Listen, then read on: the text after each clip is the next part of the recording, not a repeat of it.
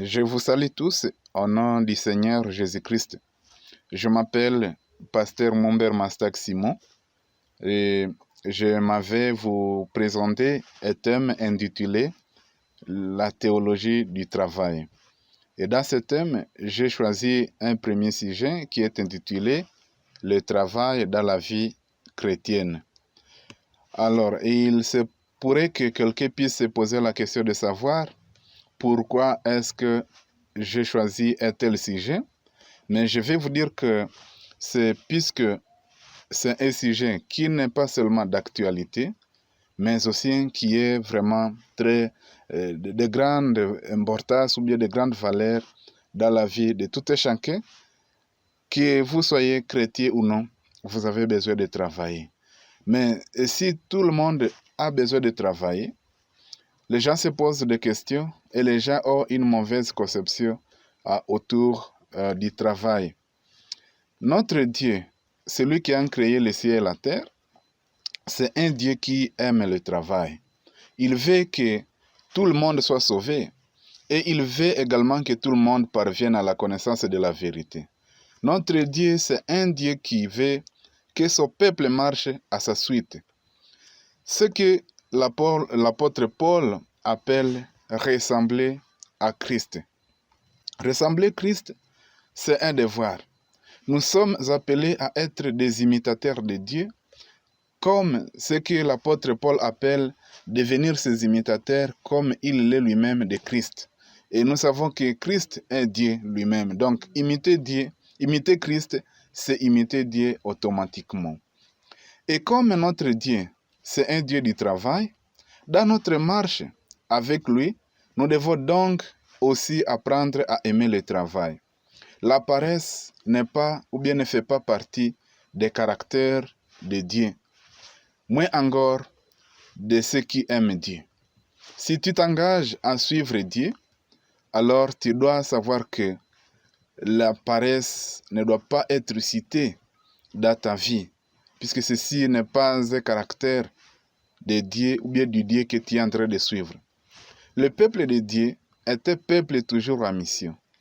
Tout croyant ou tout chrétien né de nouveau est immédiatement inscrit dans l'ordre des disciples du Seigneur Jésus-Christ.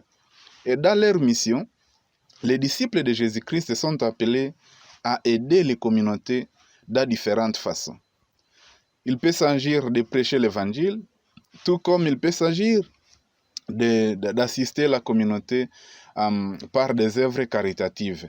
Mais nous savons que prêcher l'évangile et témoigner Jésus-Christ, c'est ça ce qui fait l'objectif principal de tout disciple de Christ. Mais il peut aussi, il semble que quand nous allons témoigner Jésus-Christ et quand nous allons prêcher l'évangile, nous allons passer par divers moyens. Nous allons aussi emprunter diverses techniques. Si tu veux réellement être serviteur de Dieu, tu dois donc apprendre à aimer le travail. Parce que faire le travail donné peut te faciliter l'accès à un groupe de personnes données. Il est plus facile au médecin, par exemple, qu'à un enseignant d'école primaire d'accéder à l'ordre des médecins dans une juridiction donnée.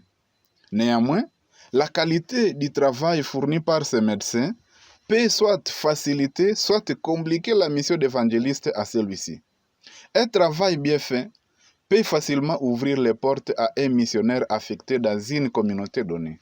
Oui, tout serviteur de Dieu doit donc apprendre à aimer le travail et il doit aussi aimer Dieu et il doit avoir confiance en Dieu. Puisque comment peux-tu marcher avec quelqu'un que tu n'aimes pas? Ou à d'autres termes, est-ce que cela est possible de demeurer continuellement avec quelqu'un en qui tu n'as pas confiance? Je pense qu'il en est de même pour le travail. Tu dois apprendre à aimer ton travail, à avoir confiance en Dieu, car c'est ce qui te glorifie et qui bénit le travail de tes mains. Voilà aussi ce qui va apporter la gloire à notre Seigneur Jésus-Christ. Et nous sommes appelés à avoir confiance à Dieu, car avoir confiance à Dieu, voilà ce qui va te fortifier. Avoir confiance à Dieu, voilà ce qui va bénir le travail de tes mains. Curieusement, il s'observe une mauvaise conception du travail dans les chefs de plusieurs personnes. Pour plusieurs personnes, aller travailler c'est comme une punition. Pour eux, nous travaillons parce que Dieu nous a punis. Malheureusement, certaines personnes se disant aussi serviteurs de Dieu tombent dans cette erreur. Voulant satisfaire aux besoins de leurs fidèles et aux besoins des membres de leurs églises, certains faux pasteurs cherchent à apporter réponse aux questions liées à la pauvreté et à la souffrance dont leurs fidèles sont victimes. Pour ce faire, rien n'est surprenant de voir des prédicateurs affirmer à leurs auditoires que si vous êtes pauvre, c'est parce qu'il y a une malédiction de la part de certains membres de votre famille. Ou bien, c'est parce que vos arrière-grands-parents avaient contracté des alliances qu'il faut qu'aujourd'hui, vous êtes incapable de trouver un bon travail. Ils peuvent aller plus loin en disant, voilà, tu n'as pas pu avoir une promotion au boulot parce que ta grand-mère ou bien ton oncle paternel t'a déjà lié. Et pour ce fait, c'est ceci qui bloque ton étoile. Il te faut donc être délivré, continue-t-il, en disant, vous devez être délivré pour que votre étoile brille encore de nouveau et que vous puissiez voir comment votre vie sera plus meilleure. La délivrance n'est pas mauvaise, mais lorsque on utilise les beaux concepts dans de mauvais endroits, ça peut aussi devenir une mauvaise chose ou bien ça peut accoucher à un mauvais résultat. Par conséquent, les âmes faibles qui sont aussi à la recherche des richesses vite gagnées se laissent embarquer par de faux enseignements. Et cela conduit au mépris du travail. Cela conduit au découragement. Cela conduit au développement de la haine des uns envers les autres. Quand quelqu'un croit que, peu importe la qualité du travail, il ne sera jamais heureux, il va vite perdre le goût du travail. Et cela va directement influencer sa productivité. Un travail fait dans des encouragements, un travail fait dans la perte d'espoir, c'est déjà un travail mal fait. Et un travail mal fait, c'est un travail qui ne peut jamais donner de beaux rendements. Ceci dit, je vous annonce que vous pouvez donc être à la base de votre propre malédiction. Arrêtez donc de croire qu'il y a quelqu'un derrière votre rendement médiocre. Vous pouvez en être l'auteur. Alors, à continuer dans notre sujet, nous allons nous poser la deuxième question. Pourquoi alors nous devons travailler? Et dans une portion de réponse, je vais dire que d'abord, tout chrétien devra savoir que Dieu, notre Père, c'est un Dieu qui aime le travail et c'est un Dieu qui travaille. Il est toujours au travail.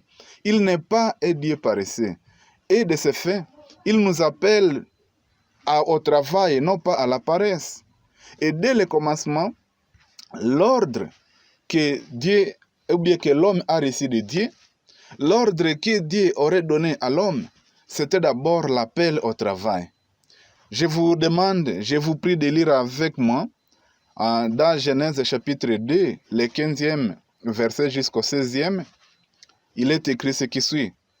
L'Éternel Dieu prit l'homme et il le plaça dans le jardin d'Éden pour le cultiver et pour le garder. L'Éternel Dieu donna cet ordre à l'homme. Tu pourras manger de tous les arbres du jardin. De ce passage, nous réalisons que l'homme n'a pas été placé dans le jardin d'Éden, rien que pour manger du fruit. Au verset 15, il lui est d'abord demandé de cultiver. Il lui est d'abord demandé de garder le jardin. C'est alors que, au verset 16, la question du manger entre en jeu. Donc, notre Dieu, c'est un Dieu du management. Ça, nous le savons. Et ça, vous devez le savoir.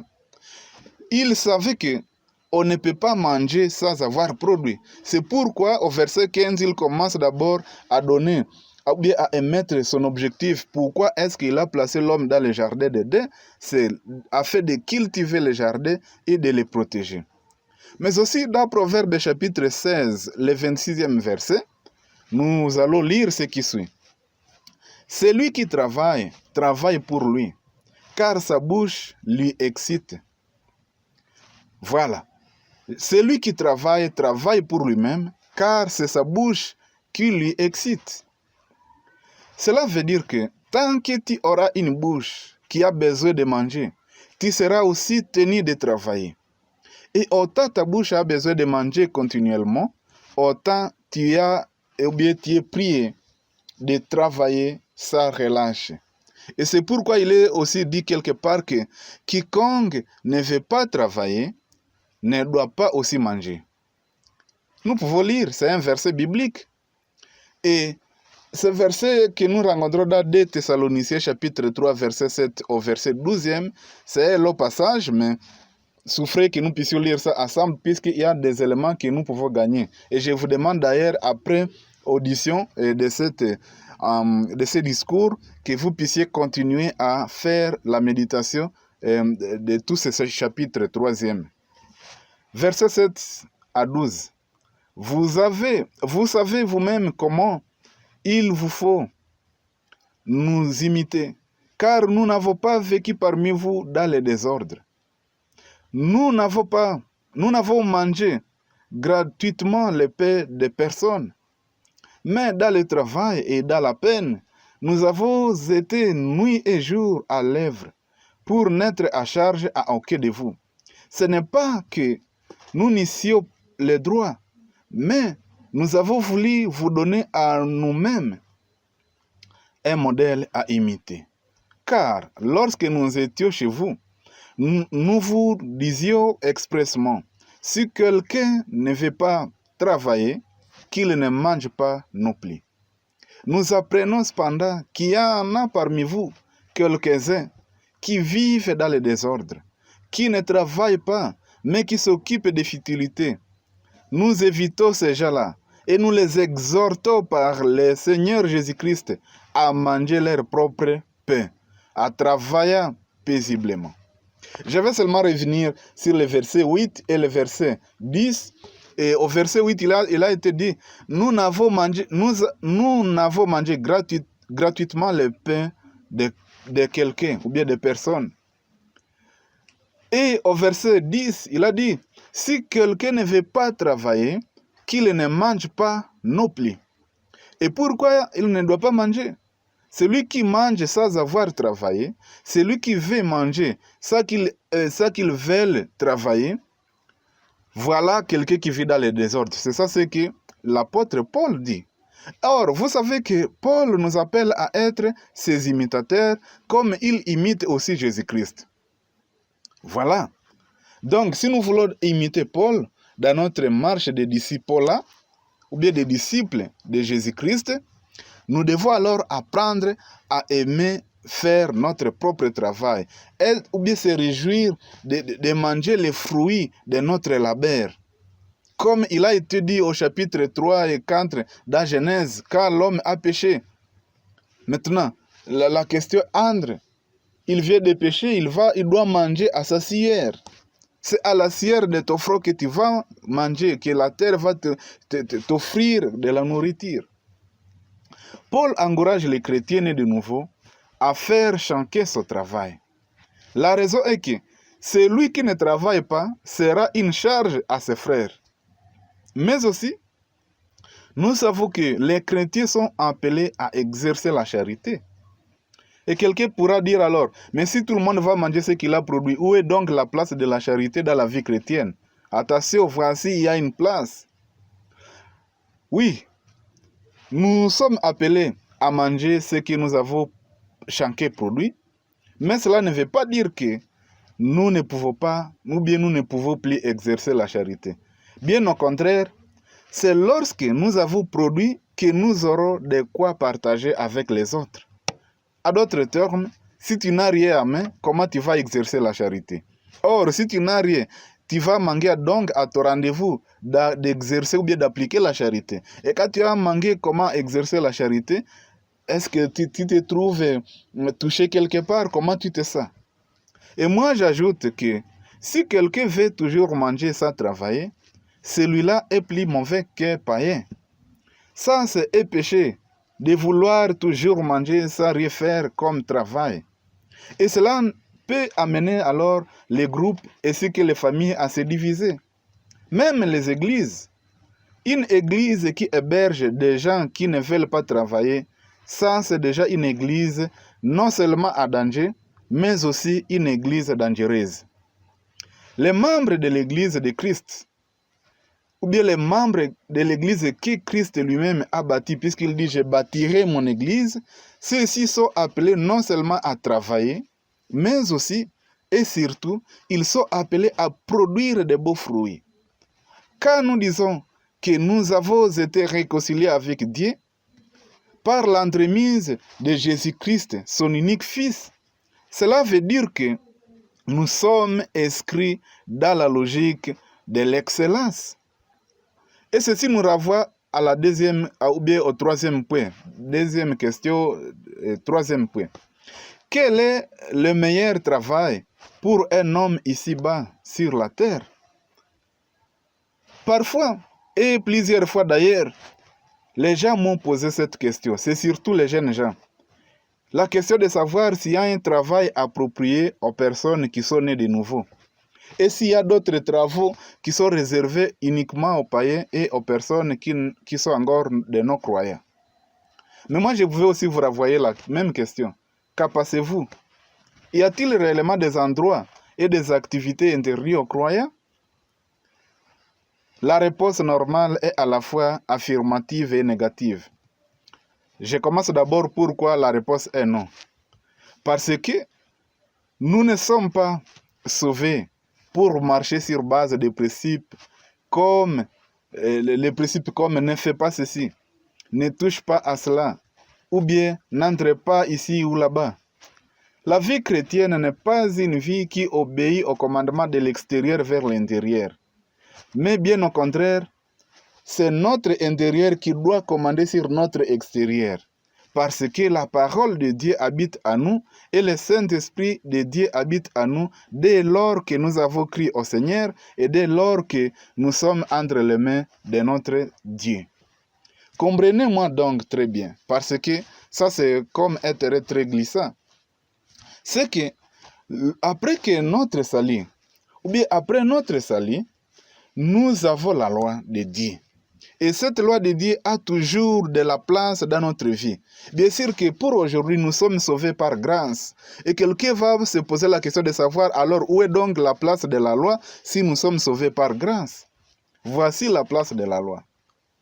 C'est que contrairement aux gens de l'Ancien Testament, nous n'obéissons pas à la loi pour trouver grâce aux yeux de Dieu, mais plutôt puisque la grâce de Dieu nous a rendus capables d'observer la loi de Dieu. De ce fait, nous n'avons pas besoin des gendarmes derrière nous. L'Esprit de Dieu qui habite en nous en permanence, c'est cet esprit qui va nous assister.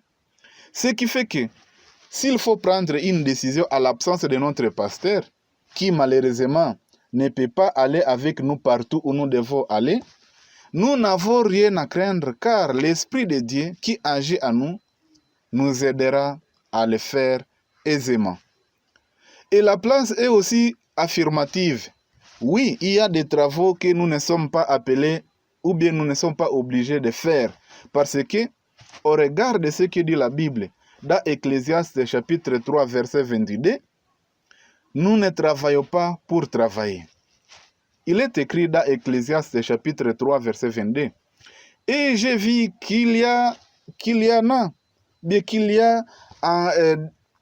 j'ai vu qu'il n'y a rien de mieux pour l'homme que de se réjouir de ses œuvres.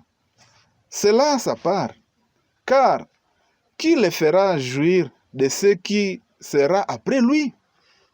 Je répète le verset. Et j'ai vu qu'il n'y a rien de mieux pour l'homme de se réjouir de ses œuvres. C'est là sa part. Car qui le fera jouir de ce qui sera après lui? C'est ça exactement.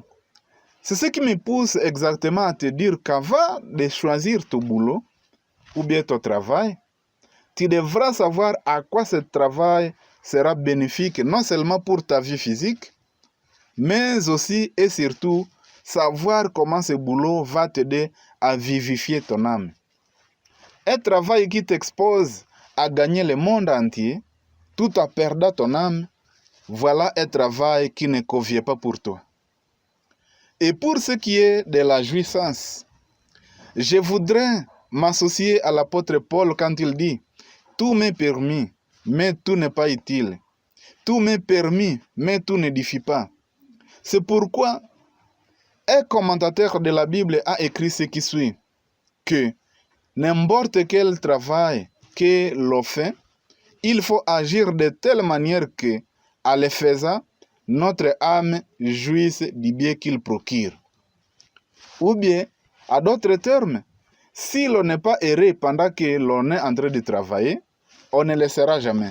Car une fois le travail terminé, ce n'est pas par son achèvement, ou bien ce n'est pas son achèvement qui va nous amener une joie durable.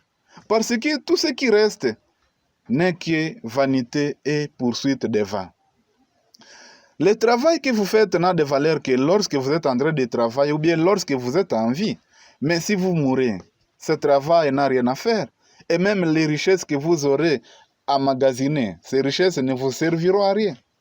Vous devez savoir que tout travail est nul après la mort. Et toute richesse ne sert à rien devant un cadavre. Mais aussi, nous ne pouvons nourrir notre âme que pendant que nous serons encore vivants. Et là, vous devez bien souligner, votre âme a besoin d'être nourrie, tel que votre corps, à partir de la bouche, votre corps a besoin de la nourriture. Et à la fois, le corps et l'âme, les deux doivent être nourris pendant que nous sommes vivants. Sinon, si le corps est mort, l'âme ne peut plus se nourrir. Et nous ne pouvons donc pas nous réjouir du fruit de notre labeur lorsque ou bien après notre mort. Ce n'est qu'à nos vivants, à notre vivant, que nous pouvons alors nous réjouir du fruit de notre travail.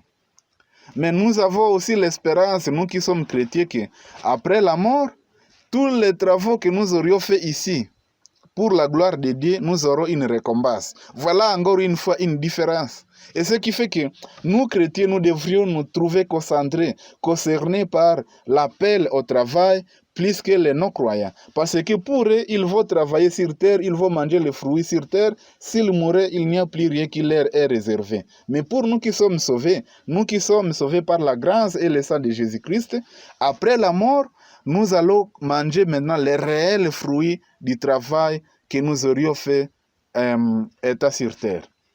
Prenons l'exemple de cet homme-là qui est cité à Luc chapitre 12, verset 20. Il est dit qu'il a travaillé très fort et il avait même beaucoup produit, au point que sa récolte était à mesure de lui assurer sa vie future. Bon, mais ça reste aussi à vérifier puisque ça n'engage que lui. Pourquoi? Puisque ces constats n'engageaient que lui, car moi, de ma compréhension, je sais que notre vie ne dépend pas de ce que nous avons ou bien de ce que nous sommes, mais notre vie tire son origine et est garantie par tout ce qui sort de la bouche de Dieu. Et c'est ce que Jésus a dit, l'homme ne vit pas seulement par le pain, l'homme vit par la parole de Dieu. Donc, celui-ci, l'homme qu'on cite dans Luc chapitre 12, verset 20, il a bien fait, il a bien travaillé, il a emmagasiné la récolte. Et il a dit, mon âme, réjouis-toi, reste tranquille, car maintenant tu ne vas plus t'inquiéter, tu vas seulement relaxer et te réjouir de la nourriture que tu as déjà récoltée. Mais curieusement, Dieu lui a dit, tu oublies que ce soir, ton âme sera réclamée. Et ce qui m'intéresse plus dans cet exemple, c'est que la relation corps-âme est une relation très sérieuse. Parce que l'âme peut nous être retirée n'importe quand. Or, si l'âme nous est retirée, le corps n'a plus rien à faire. Le corps est inutile ou bien est inutile sans l'âme.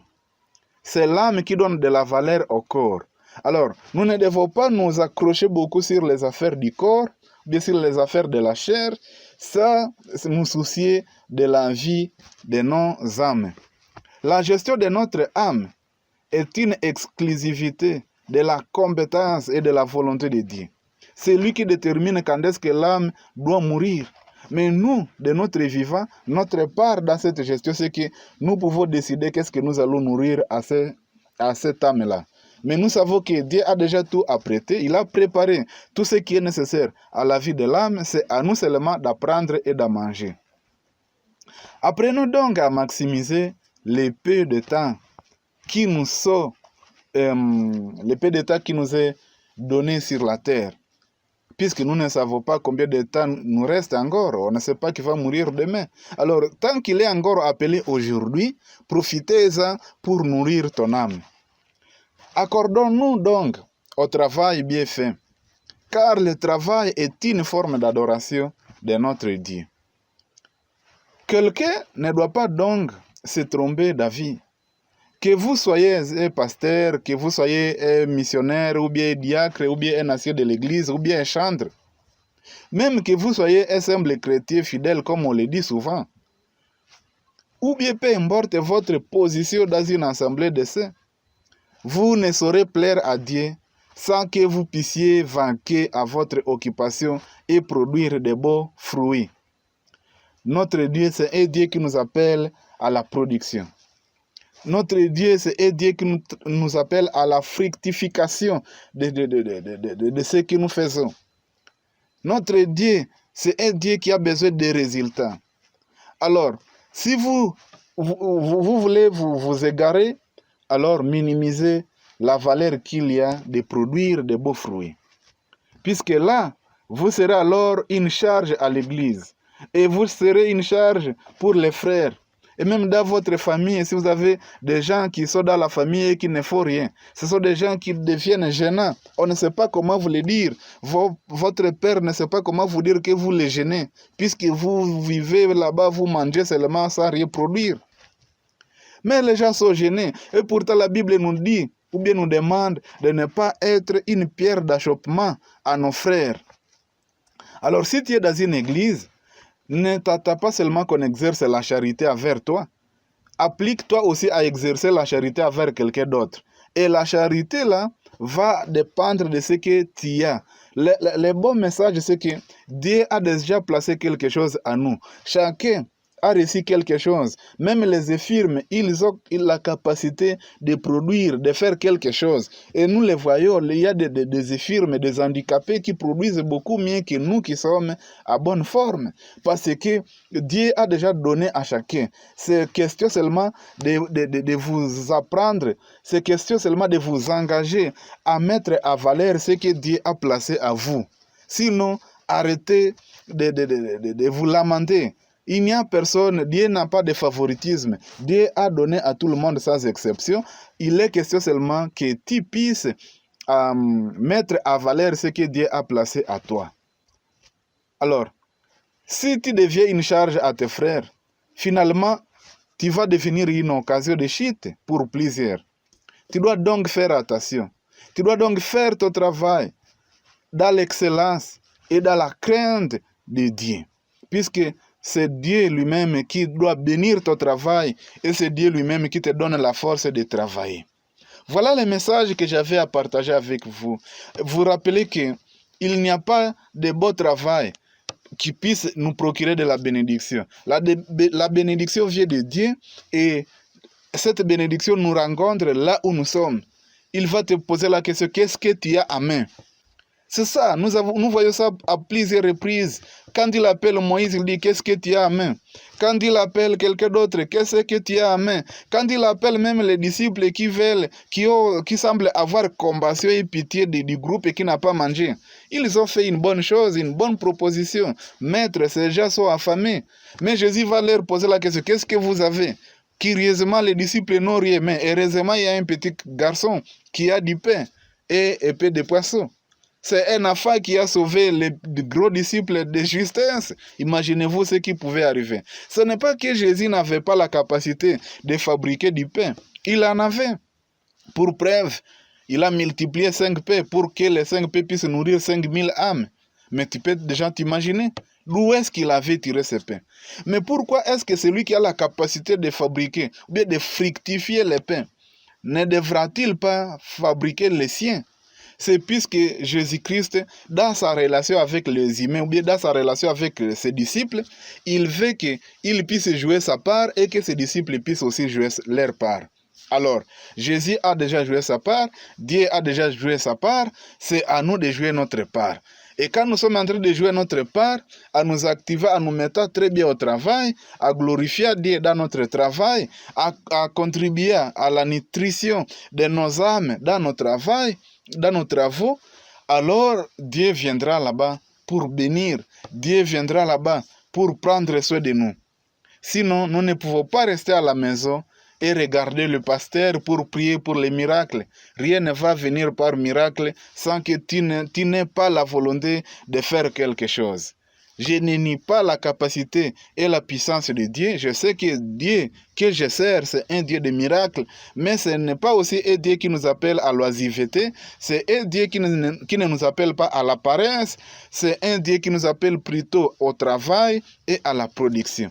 Que Dieu nous apprenne beaucoup à apprendre de la parole et à aimer sa parole et à demeurer dans sa parole, car sa parole est capable de nous tailler à telle sorte que nous soyons sans reproche et nous soyons irrépréhensibles à ses yeux et aux yeux des hommes. Que Dieu vous bénisse.